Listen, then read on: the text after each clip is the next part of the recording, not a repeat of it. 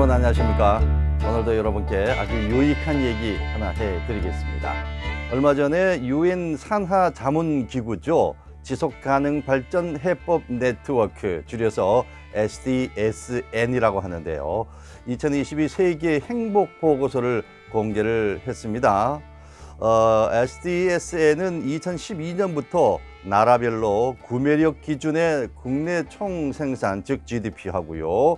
그 다음에 기대수명, 사회적 지지, 부정부패, 관용 등의 6가지 항목의 3년치 자료를 토대로 행복지수를 산출해서 순위를 매겨온 것인데, 그것의 가장 최근치가 발표가 됐다는 얘기죠. 보고서를 보면은요, 2019년에서 2021년까지 이제 여러 가지 통계 자료를 토대로 발표한 내용인데, 한국의 행복지수는 5.935점입니다. 만점이 8점이거든요. 8점 가운데서 5.935점입니다.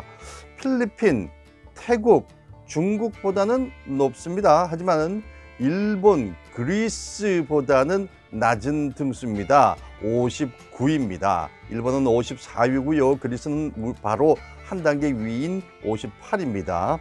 앞서 말씀드렸던 필리핀은 60위, 태국 61위, 중국은 72위가 되겠습니다. 우리나라는 GDP나 기대수명 항목에서는 높은 수치를 기록을 했습니다. 하지만 다른 항목에서는 낮은 평가를 받은 것으로 나타났습니다. 그런데요, 전 세계 146개국 가운데서는 59위지만은 경제협력개발기구, 우리가 흔히 인용하는 OECD 38개 회원국만 추려보면은 최하위권이라는 겁니다. OECD 회원국 가운데서 우리나라의 행복지수는 최하위권이었다. 조금 부끄러운 면이 있습니다. 행복이 뭐길래 이렇게 또 순위까지 매겨가는 건지는 모르겠습니다만은, 이하간 그 나라의 어떤 선진국으로 가는 시민성에 약간의 잣대는 되지 않을까 싶습니다. 지난 해에 발표된 세계 행복 보고서를 보면은요, 우리나라는 전체 149개국 중에서 62위였습니다. 2019년에는 54위였고 2018년에는 57위, 2017년에는 56위, 2016년에는 58위를 기록했습니다. 그래서 전년보다는 조금 상승했지만 다른 해에 비해서는 순위가 떨어진 셈인데요. 그렇다면 세계 행복지수 1위는 어디일까요? 단연부동의 핀란드였습니다. 7.821점이라는 거죠. 이외에도 북유럽권의 나라들이 이 상위를 랭크를 했는데요. 덴마크가 2위입니다. 아이슬란드 3위, 스위스 4위, 네덜란드 5위.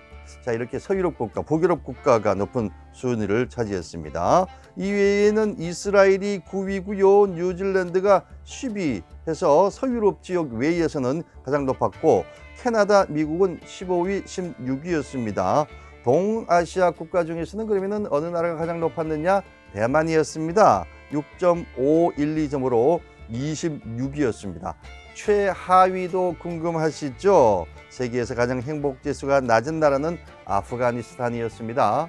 아직까지 아프가니스탄은 어떻게 뭐라 그럴까요? 좀 안타까운 생각이 드는 그런 나라긴 하죠. 자, 그렇다면은요, 5년 연속 세계 행복지수 1위를 차지한 핀란드 사람들이 얘기하는 핀란드의 행복지수 1위의 이유는 어디 있을까요? 그거 살짝 얘기 좀 하고 가도록 하겠습니다.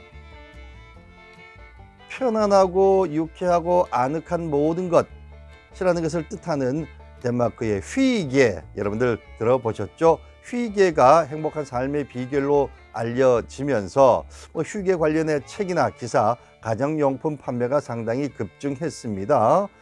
전 세계 언론들이 이 독특한 라이프 스타일의 다양한 측면을 취재하기 위해서 덴마크를 여행을 했죠. 덴마크가 세계에서 가장 행복한 나라라는 명성에 힘입은 것이었습니다. 핀란드가 5년 연속 1위를 하기 이전에는 덴마크가 1위였기 때문입니다. 그런데 핀란드인들이 평균적인 삶의 만족도 평가로 측정되는 행복지수에서 높은 점수를 기록하는 것은 그리 놀라운 일이 아닙니다. 대부분의 다른 나라와 비교할 때 핀란드의 객관적인 생활 환경은 매우 좋은 편이라는 거죠. 빈곤, 노숙자를 비롯해서 물질적 취약계층의 비율이 몹시 낮다고 하는군요. 세계적인 수준의 교육과 의료 서비스를 보편적이고 자유롭게 이용할 수 있습니다. 육아휴직은 관대하고 유급휴가는 깁니다.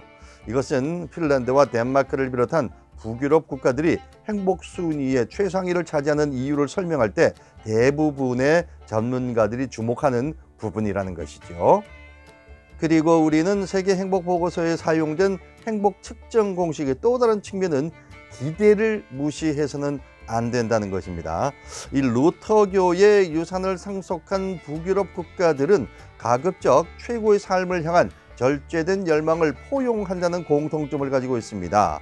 이 사고방식은 개인적인 성공에 대한 북유럽인들의 필수 덕목인 얀테의 법칙으로 널리 알려져 있는데요. 당신이 특별한 사람이라고 생각해서는 안 됩니다. 우리보다 나를 더 우위에 두어서는 안 됩니다. 라는 얀테의 법칙의 내용. 이런 북유럽의 정신은 1930년대에 이 사회학자 로버트 머틴이 발견한 바와 같이 특히 성공의 상징으로 부의 축적을 극도로 강조하는 미국 문화와는 극명한 대조를 이루고 있는 내용입니다. 핀란드, 덴마크, 아이슬란드, 노르웨이, 스웨덴이 특정 행복 지표에서 높은 점수를 받는 이유를 이해하는 데는 문화가 매우 중요하겠죠. 하지만 관련된 문화의 특성은요, 휘게도 아니고요, 깔싸리 깻잎도 아닙니다. 북유럽 행복의 문화적 요인을 설명하기 위해서 스칸디나비아 단어를 선택해야 한다면은 스웨덴어임에서 노르웨이어인 라곰일 것입니다. 이것은 적정 수준 정도로 번역할 수가 있는데요. 너무 적거나 많지 않은 상태라는 것이죠. 라곰은요, 스웨덴뿐만 아니라 북유럽 전체의 문화고 특히 핀란드에 확고히 자리 잡고 있습니다. 좋은 삶에 대한 기대와 관련해서 라곰은 삶의 필수품에 대한 만족을 장려합니다. 이미 갖고 있다면 불평할 것이 없습니다. 이미 행복한 상황이기 때문이지요. 우리와는 조금 다른 그런 생각을 가지고 있는 사람들이 세계 행복지수에서 1위를 오랫동안 유지를 하고 있군요. 그러니까 적당한 것에 만족하는 것이 바로 행복지수다 라는 것이 의미하는 바는 우리에게 참 크다고 생각합니다. 우리는 아직도 가진 것이 많고 불편사항이 없어야 하고 이러한 것이 바로 행복의 척도로 여기고 있는 것인데 말이죠.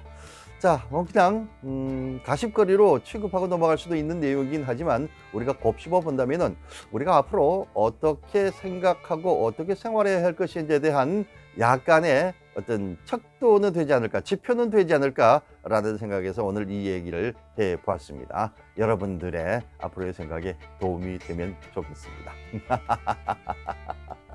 그리고 저는 늘 말씀을 드리지만 웃음을 잃지 말자라는 얘기는 꼭 드리고 싶습니다. 감사합니다.